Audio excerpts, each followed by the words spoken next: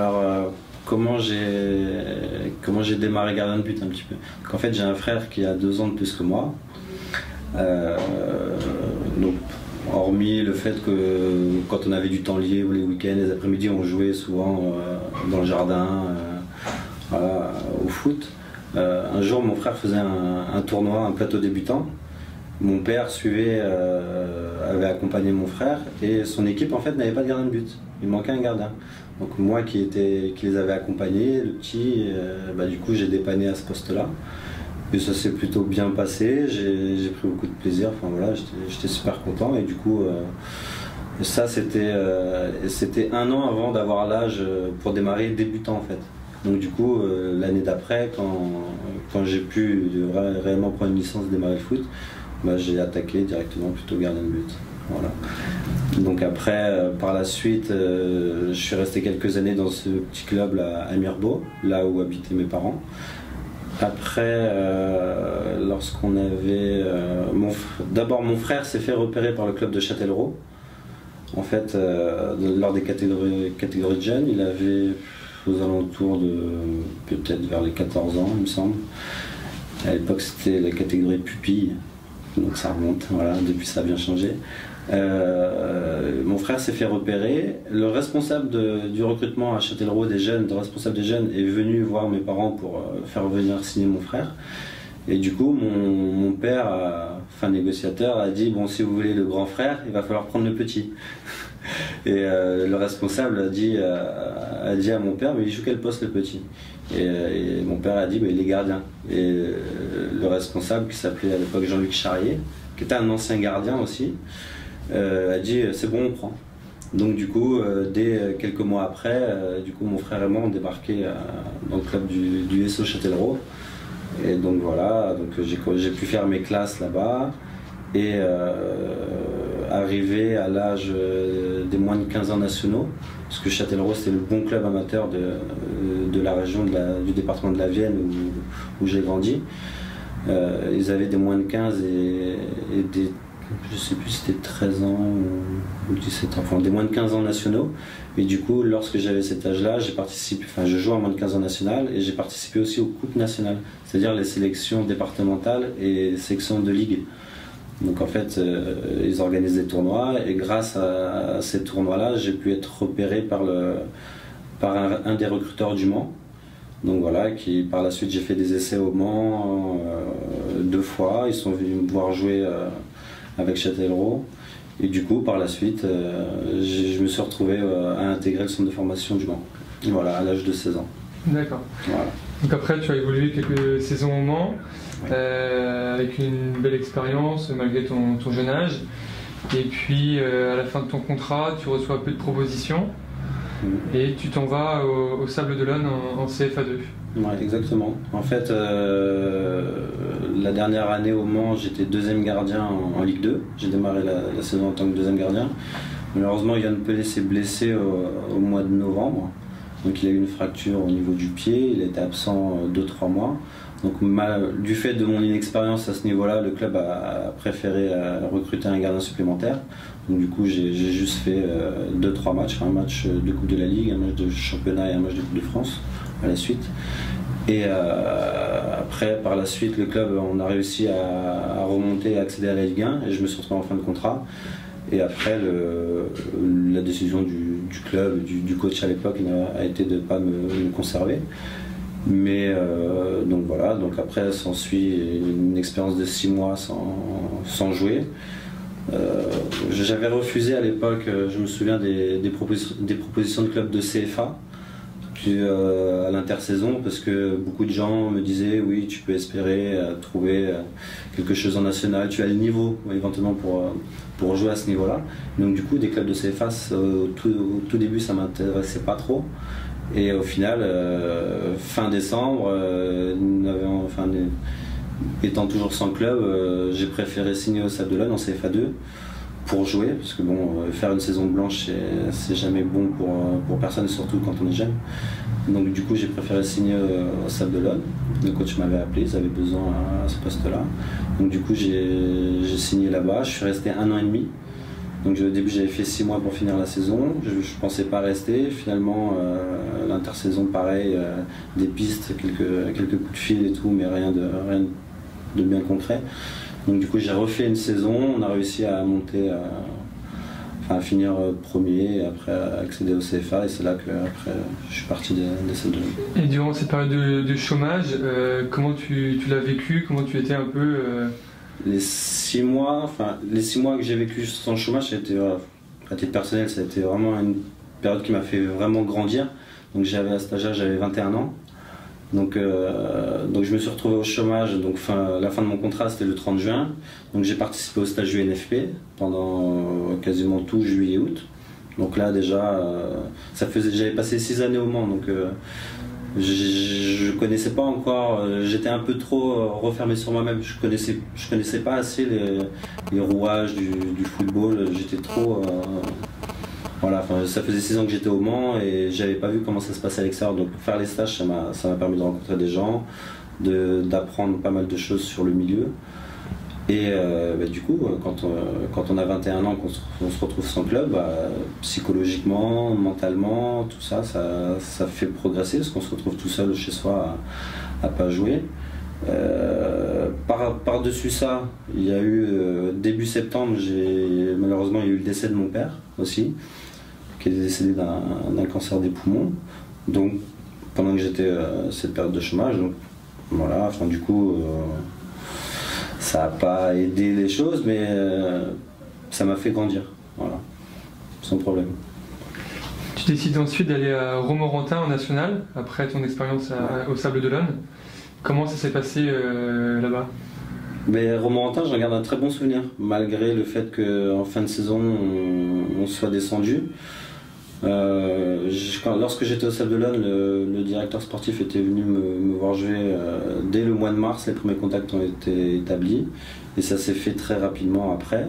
Il me proposait de venir en tant que numéro 2, mais vu que le gardien titulaire à l'époque, Romain Dardois, avait été pas mal blessé la saison précédente et il me semble qu'il avait 32 ou 33 ans, donc il voulait vraiment un bon jeune derrière qui le pousse. Donc du coup ils ont dit que j'avais le profil et moi le challenge m'a plu. Donc Romorantin, oui, c'est une super expérience parce que c'est un club qui est bien structuré, c'est un club avec un super état d'esprit, un club bien familial, mais qui à l'époque, quand ils étaient en national, tous les ans ils arrivaient avec un des plus petits budgets à faire des super saisons. Malheureusement, l'année où j'étais là, ça s'est moins bien passé. Mais globalement, voilà. Humainement, en tout cas, c'était une bonne expérience. Et puis, ça m'a permis de découvrir le championnat national. Et voilà, ça m'a servi pour la suite. Justement, après la saison suivante, en 2008-2009, tu rejoins le Paris FC en compagnie de ton entraîneur de Romorantin, Jean-Marc Pilorget. Alors, quel est ton sentiment à ce moment-là et comment tu as vécu les premiers mois difficiles au club? Eh oui, à Romorantin, je m'étais blessé déjà au mois de septembre. Donc la saison avait été compliquée, voilà, j'avais dû cravacher pour revenir. Et j'arrive dans les valises de M. Pilorget qui m'avait fait confiance à mon retour de blessure à Romorantin. Et rebelote. Voilà, je me repète à nouveau le genou dès que j'arrive.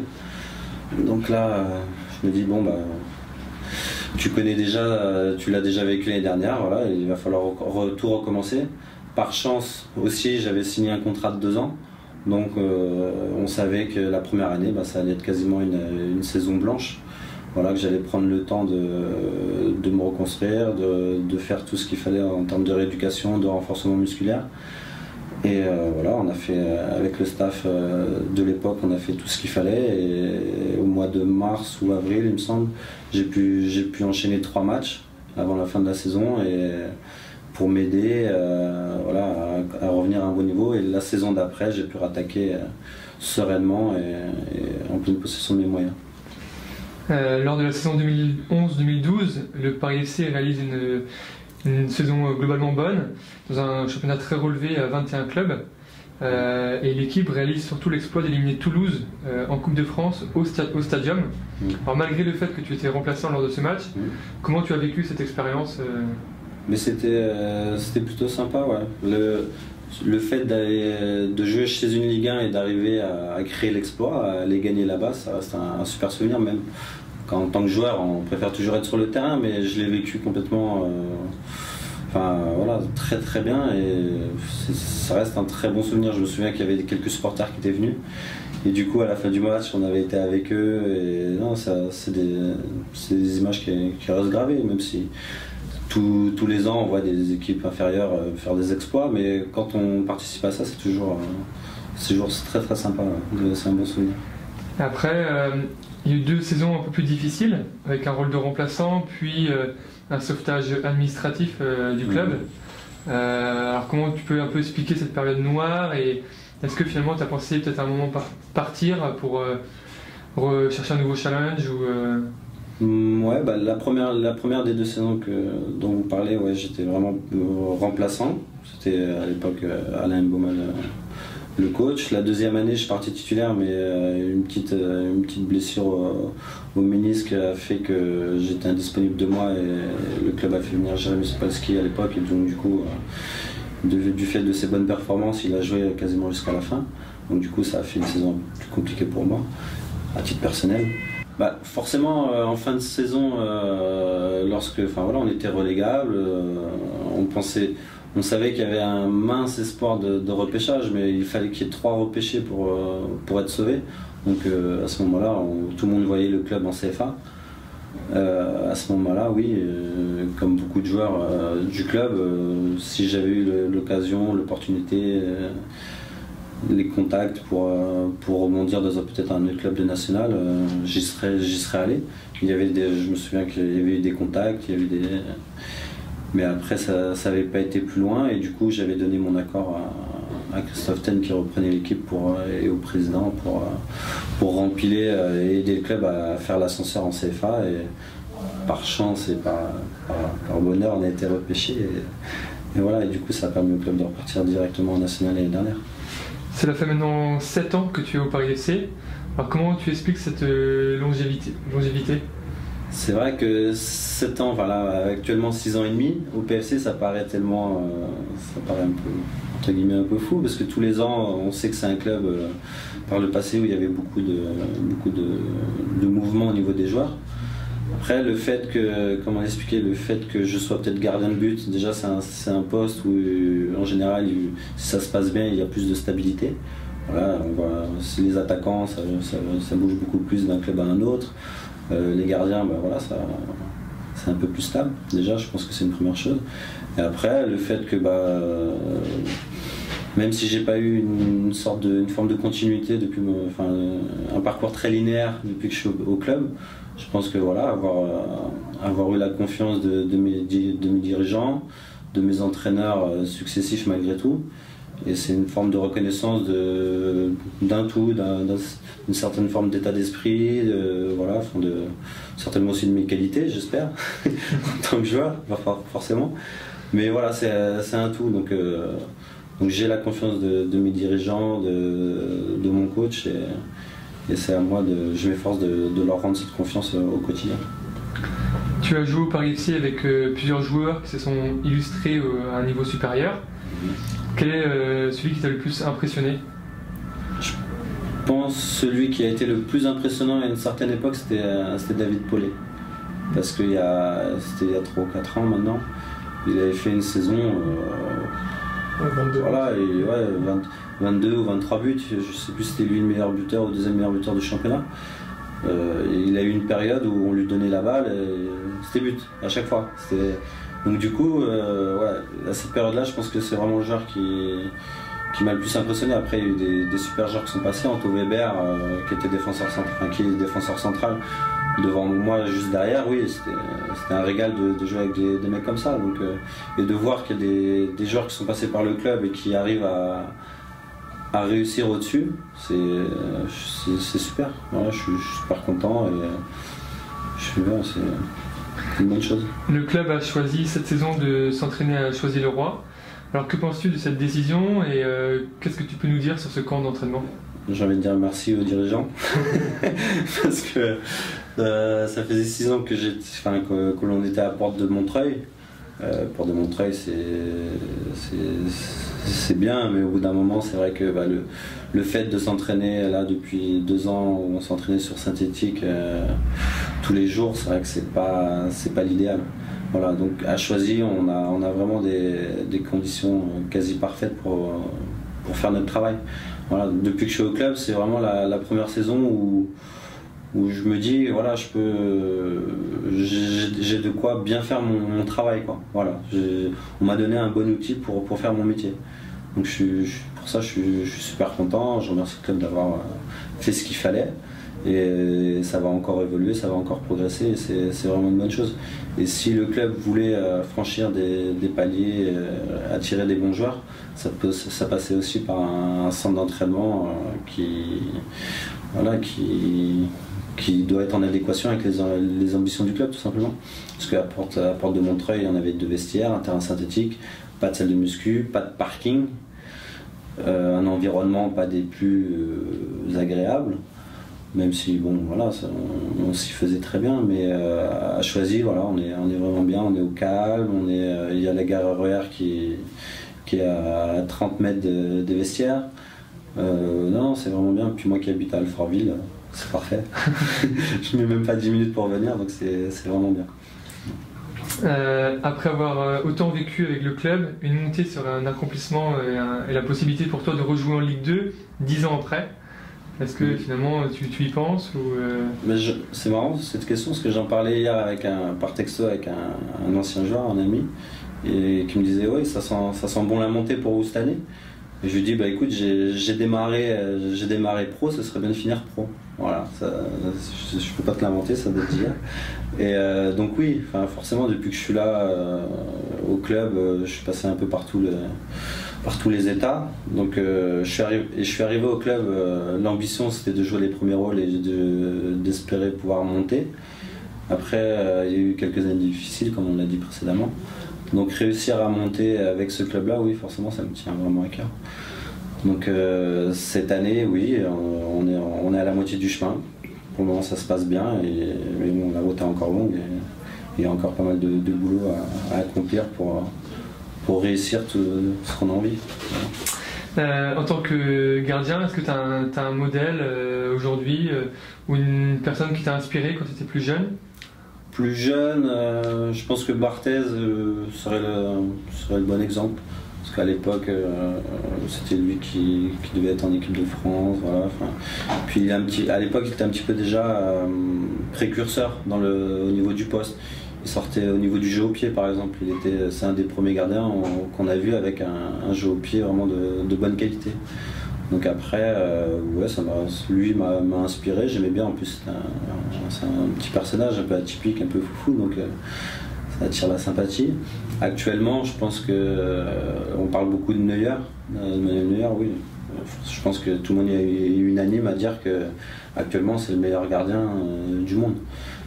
Quand on le regarde, on cherche les défauts et je pense qu'on doit encore les chercher. C'est un gardien qui est complet dans tous les secteurs de jeu. Et ouais, forcément, ça peut être, même s'il est plus jeune que moi, on peut que s'en inspirer. Voilà. Pour revenir un peu aux séances d'entraînement, quelles sont les spécificités en tant que gardien de but aux entraînements par rapport aux joueurs de champ? Est-ce qu'il y a des différences un peu entre les clubs, les entraîneurs de gardiens, etc. Ouais, bah après vu que c'est un poste très spécifique, donc déjà si on évolue à un haut niveau, c'est sûr qu'il faut un entraîneur des gardiens, voilà, déjà pour commencer. Après chaque entraîneur de gardien va amener sa touche, voilà, sa propre perception du poste, sa propre personnalité, sa propre un peu, voilà, chacun a son approche entre guillemets. Il y en a qui vont être, je sais pas, plutôt cool, plutôt dans le, comment dire, voilà, plus dans la confiance, voilà, apporter de la sérénité. Il y en a d'autres qui vont plus essayer de te piquer, de te rentrer un petit peu dedans de temps en temps. Après, c'est plein de sensibilités différentes. Et suivant les moments aussi, parce que voilà, c'est au coach aussi de savoir, à mon avis, il doit analyser ce dont le gardien ou la personne a besoin à un moment précis. Donc voilà, après, forcément qu'on ne fait pas le même travail que les joueurs. Donc on a des plages aménagées par le coach pour nous s'entraîner à part, travailler vraiment nos gammes à nous, voilà, parce que on fait pas le même métier que les joueurs tout simplement, donc on s'entraîne pas pareil, normal. Au fil de ta carrière, quel est ton plus beau souvenir en tant que footballeur et peut-être aussi le plus douloureux? Ouais, le plus beau, j'ai réalisé 2 montées, donc une quand j'étais en Ligue 2 au Mans, on est monté en Ligue 1, mais du coup j'étais plus gardien remplaçant, donc j'avais participé à 25 matchs, mais dont un seul sur le terrain réellement. Donc, après humainement ça reste un beau souvenir, mais j'étais relativement jeune. Après pareil humainement, l'année que j'ai passée au Sable d'Olonne, pareil où on est monté. Et pareil, le fait que ce soit un petit club de CFA2, que ce soit vraiment amateur, des mecs qui bossent à côté, même si moi je faisais que ça, je faisais que du foot à l'époque, ça reste un très bon souvenir parce que c'est aussi l'année où j'ai rencontré ma femme. Donc voilà, tout un tout, le cadre de vie était super, j'ai rencontré des gens, des joueurs qui sont toujours, avec qui je suis toujours proche. Donc cette année-là, pour moi, elle est un peu particulière. Voilà. Peut-être, et j'espère que cette année, je pourrais, si la prochaine on refait une interview, je pourrais parler de cette année. Voilà. Pour le moment, c'est que 6 mois, mais voilà. Et peut-être un souvenir plus douloureux? Le plus douloureux, mon départ du Mans, forcément, c'est tu quittes le monde pro, mais c'était un petit peu, c'est toujours un petit peu amer, mais au final, avec le recul. Tu l'analyses sereinement et voilà, c'est une étape de plus. Après les blessures, forcément, voilà, quand on se blesse 2 fois gravement, ligament croisé, après tout un cheminement de rééducation, mais qui est long, un chemin pour revenir, c'est très long. Mais du coup, ces choses-là, ça m'a forgé. Donc au jour d'aujourd'hui, il peut m'arriver presque pas n'importe quoi.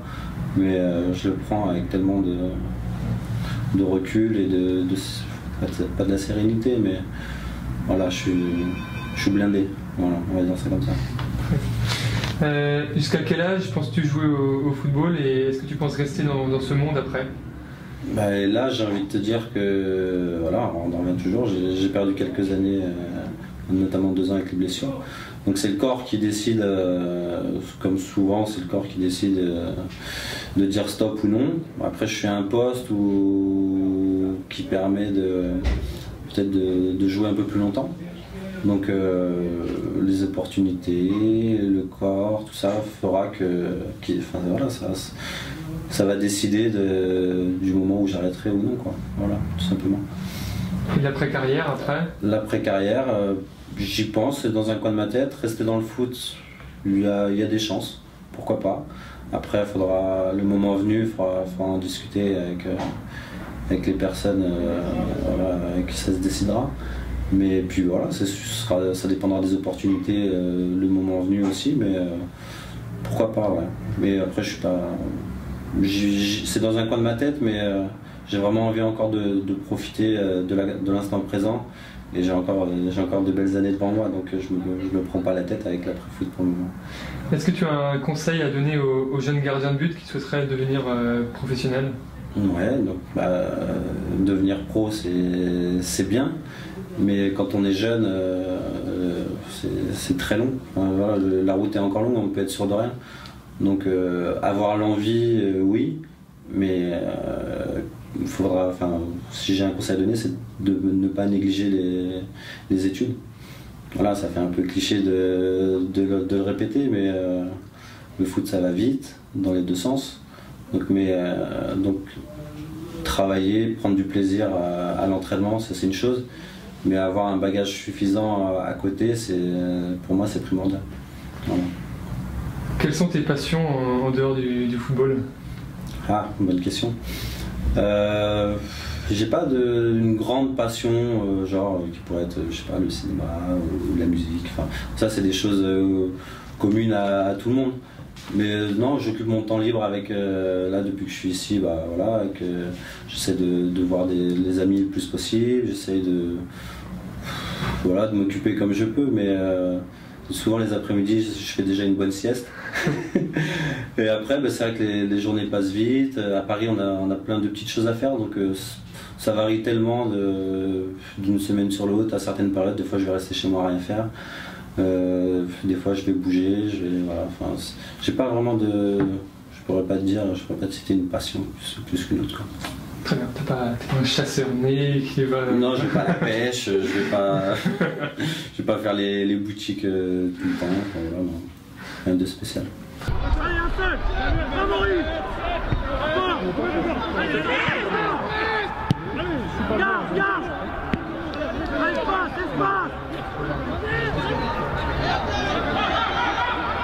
Équilibrez les autres. En place, on rééquilibre.